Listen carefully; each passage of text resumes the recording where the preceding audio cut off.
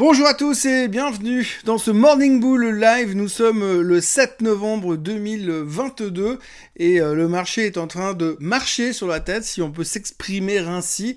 On a vécu une fin de semaine assez spectaculaire, assez phénoménale, et puis alors surtout, on est beaucoup monté sur absolument que dalle, voire pas grand chose finalement, parce qu'on continue à écouter tout et n'importe quoi. Il y a une espèce de résurgence de rumeurs qui circulent dans le marché, et notre adorable marché continue à fonctionner absolument drivé uniquement par ces rumeurs, puisque le fondamental est passé à autre chose, on s'en tape complètement. La seule chose qu'on écoute, c'est les rumeurs qui sont généralement relayées par le Wall Street Journal ou par Bloomberg. On en parle tout de suite, mais ça devient très grave.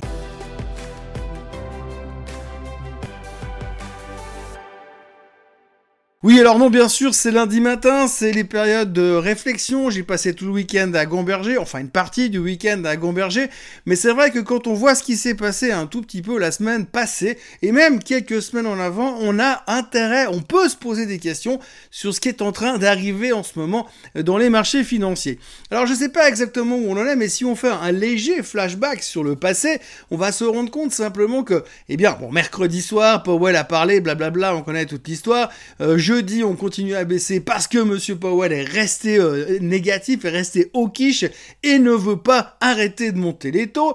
Et puis, vendredi matin, on se dit maintenant on va se concentrer sur les chiffres de l'emploi. C'était le truc hyper important pour nous, ce qui allait décider du reste de nos vies probablement. Et puis tout d'un coup, dans la nuit de jeudi à vendredi, il y a une rumeur qui est apparue, on sait pas trop où, apparemment ça viendrait de Bloomberg, comme quoi il y a quelqu'un qui a entendu quelque part qui se pourrait éventuellement peut-être, mais c'est pas sûr, que si jamais il y avait une possibilité, le gouvernement chinois serait prêt à faire sauter sa régulation hyper serrée de lutte Covid-0. Donc en gros, tout le monde s'est dit, ah bah c'est bon, la Chine réouvre, c'est la croissance, c'est la porte ouverte à toutes les fenêtres, youpi, ça va continuer à monter, puisque effectivement, dès cet instant, dès le moment où la Chine va ouvrir complètement ses frontières, va ouvrir ses régulations, va faire sauter sa politique de zéro Covid, évidemment qu'on va avoir à peu près 1,5 milliard de Chinois qui vont débarquer pour acheter des sacs à main en Europe, c'est une évidence, hein, tout le monde s'attend à ça, et donc on a fait un calcul assez simple, du coup tout ce qui est luxe est formidable, tout est fantastique dans ce monde puisque les Chinois vont recommencer à consommer. Sauf que oui, déjà premièrement,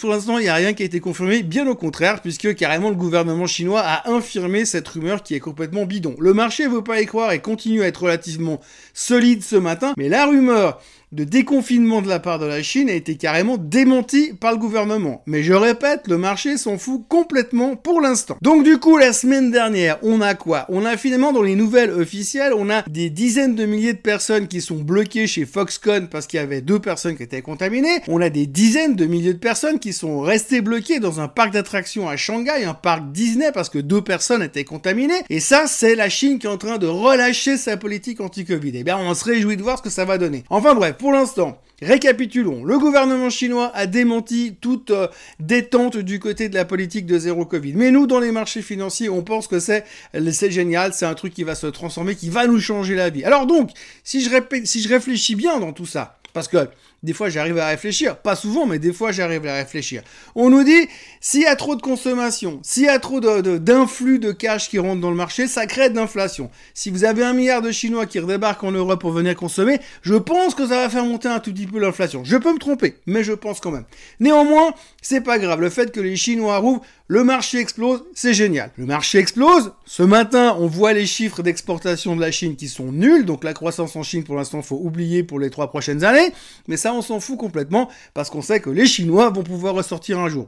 Peut-être. Pendant ce temps-là, vendredi après-midi, on a des chiffres de l'emploi qui sont sortis. Les chiffres de l'emploi qui sont sortis étaient attendus à 200 000 créations d'emplois à peu de choses près, et c'est sorti à 261 000 nouveaux jobs créés. Alors je vous disais vendredi, si jamais ça sort nettement en dessus, ça veut dire que c'est pas bon parce que du coup Monsieur Powell va continuer à serrer la vis. Eh ben en fait non. Du coup, c'est bon. Ouais, c'est bon parce que ça dépend. Ça dépend si les Chinois sont vraiment autorisés à ressortir. Eh bien, c'est pas pareil. Parce que du coup, ça motive tout le monde à acheter. Donc du coup, on s'en fout de la hausse des taux. Et c'est un autre problème. Enfin bref, tout ça pour vous dire que là, on est en train de vivre une période complètement hallucinante. Parce que si on prend les choses toutes les informations qu'on a, point par point, et qu'on les pose sur la table et on se demande si ça, c'est positif pour l'économie, on va se rendre compte que non, c'est pas si bien que ça pour l'instant. D'abord, il faudrait calmer cette histoire d'inflation. Alors, soit on s'en fout complètement de l'inflation, puis on passe à autre chose, ce qui est une autre discussion. Mais pour l'instant, on est en train de s'emmêler des pinceaux entre croissance, inflation, retour de la Chine, création d'emplois, pas création d'emplois, force de l'économie, risque de récession. On ne sait plus quoi penser. Alors je dis souvent dans ces chroniques, dans ces vidéos de Morning Bull, comme quoi on a la mémoire d'un poisson rouge et qu'on a une vision à 12 heures. Et j'ai l'impression que déjà un poisson rouge c'est un éléphant pour nous en termes de mémoire. Et quand on a la vision à 12 heures, elle est même plus à 12 heures, elle est à 12 minutes en fonction de ce qu'on nous raconte, sans aucune vérification bien sûr. Parce que je rappelle quand même que toutes ces nouvelles qui font bouger le marché à une vitesse complètement hallucinante, 3% de hausse en Europe parce que éventuellement peut-être les Chinois vont pouvoir ressortir un jour 3% sur absolument aucune vérification et aucune donnée officielle. Qui nous permet de revenir brièvement à ce qui s'est passé il y a 2 semaines et demie. Oui, alors je sais, normalement je fais des vidéos qui sont dans l'instant présent, mais là je fais du passé, je reviens dans le passé. Il y a 2 semaines et demie, un vendredi, le Wall Street Journal nous a publié un article qui disait qu'il avait rencontré quelqu'un dans la rue qui était bien informé, proche de la Fed, qui savait, qui était au courant que Monsieur Powell était en train de pivoter, de changer son fusil d'épaule, et que lors du prochain meeting de la Fed, agendé au 2 novembre, c'était la semaine passée, eh bien qu'est-ce qu'il allait nous faire? Il allait nous dire « Ouais les gars, c'est bon, relax, j'arrête de monter les taux ». C'est ce que le Wall Street Journal nous a vendu. Ce jour-là, le marché a pris 3%. Pour fêter la nouvelle comme quoi Monsieur Powell était en train de tourner de viche et était en train de pivoter. Information officielle publiée en première page du Wall Street Journal. 2 semaines et demie après, je sais pas si vous étiez là mercredi soir, mais ce que Monsieur Powell a déclaré, ça ressemblait pas vraiment à un pivot. Pas vraiment du tout. Au contraire. Il a dit qu'il allait continuer à serrer la vis et que ce serait très très dur. Pendant ce temps, le Wall Street Journal, il continue à publier des articles. Et personne se pose la question de savoir si les mecs, des fois, ils vérifient ce qu'ils publient ou c'est juste pour faire finalement de l'audience. Oui, parce que le journal, on s'en fout, les gens ils sont abonnés, mais ce qu'ils mettent sur Internet, eh ben, plus il y a de clics, plus il y a de trafic, plus on est fort. Bref, du coup, eh bien, on a un peu tout et n'importe quoi qui arrive dans le marché, et il se trouve que le marché, il sait tellement plus quoi faire. Il a tellement une vision à 30 secondes, et il a tellement une mémoire de tout petit poisson rouge, que finalement, il écoute tout et il réagit n'importe quoi, n'importe comment. Ce qui fait qu'on est en train de vivre une période assez formidable pour l'instant. Alors pour l'instant, la bonne nouvelle, c'est qu'on tient les supports et qu'il n'y a pas de raison de paniquer. Mais le jour où il y aura une vraie mauvaise nouvelle qui va sortir, qui ne sera pas confirmée, qu'on va se prendre une dégelée, parce que tous les algos, tous les systèmes électroniques de trading vont nous balancer le marché à la casse, eh bien ça risque de faire très très bizarre. En tous les cas, pour l'instant, il y a une chose qu'il faut retenir en ce lundi matin, c'est que c'est quand même bizarre ce qu'on est en train de vivre. Alors moi, ça fait un petit moment que je suis là-dedans, ça fait un petit moment que je vis dans les marchés boursiers, mais quand je vois ce que j'entends, eh bien j'ai bien raison de penser ce qu'on pense, mais en tous les cas, ça me fait un tout petit peu peur, parce que j'ai l'impression qu'on fait tout et n'importe quoi, et qu'on réagit surtout n'importe comment. Donc voilà, aujourd'hui, nous sommes le 7 novembre, on commence une nouvelle semaine, la Fed est derrière nous, les chiffres de l'emploi sont derrière nous, mais on s'en fout parce que de toute façon les Chinois ils vont se déconfiner, ce qui a été démenti bien sûr. En ce qui concerne les chiffres de l'emploi, il faudra quand même retenir une chose, c'est qu'à l'intérieur du package, il y a quand même 2-3 choses qui seront en train de se ralentir. Typiquement, on voit que la progression de l'emploi est la plus faible depuis il y a 2 ans, en 2020. Donc ça commence à montrer que ça ralentit. On a quand même eu Apple qui a annoncé qu'ils arrêtaient d'engager, Amazon qui arrête d'engager, Microsoft qui licencie, Twitter qui licencie. Enfin bref, il y a quand même pas mal de choses qui vont rentrer dans les prochains chiffres de l'emploi. Et on peut honnêtement supposer que les prochains chiffres qui seront publiés début décembre seront cette fois clairement plus faibles et montreront que le plan de la Fed fonctionne. Ça, c'est ce qu'on espère. Après les chiffres de l'emploi, eh bien cette semaine, on va se concentrer sur autre chose. Et vous savez quoi ? Jeudi, il y aura le CPI. Oui, les publications du CPI qui sortiront jeudi et qui nous montreront concrètement s'il y a quelque chose qui est en train de vibrer du côté de la Fed. Alors je crois que le consensus aujourd'hui est à 7,9% pour le CPI de jeudi, mais ça peut changer encore, hein, puisqu'on connaît les experts, les analystes et les économistes, ils sont capables de changer à la dernière minute, comme ils ont fait déjà le coup sur Netflix quand ils se sont complètement vautrés en corrigeant les attentes à la baisse au dernier moment.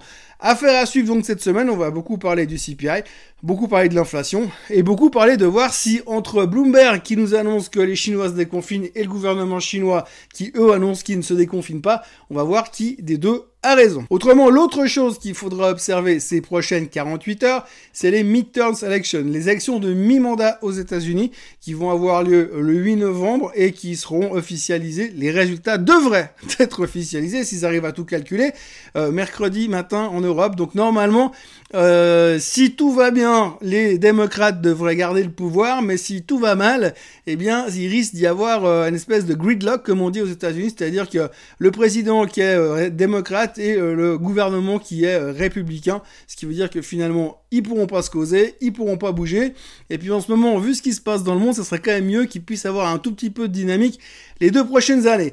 Mais pour l'instant, la politique fait que ça les amène dans cette situation-là, et ça va être très très regardé par les marchés financiers, parce que la pire des situations, serait qu'on se retrouve avec certains États qui ne peuvent pas publier de résultats, et donc là, on a une espèce d'instabilité sociale qui pourrait potentiellement poser pas mal de problèmes à Monsieur Biden. Donc à surveiller ces prochaines heures, parce que ce sera un des trucs les plus importants. Puis après, bien sûr, le CPI de jeudi, mais je pense que d'ici là, on aura largement l'occasion de se reparler moult fois. N'oubliez donc pas de vous abonner à la chaîne Swissquote en français.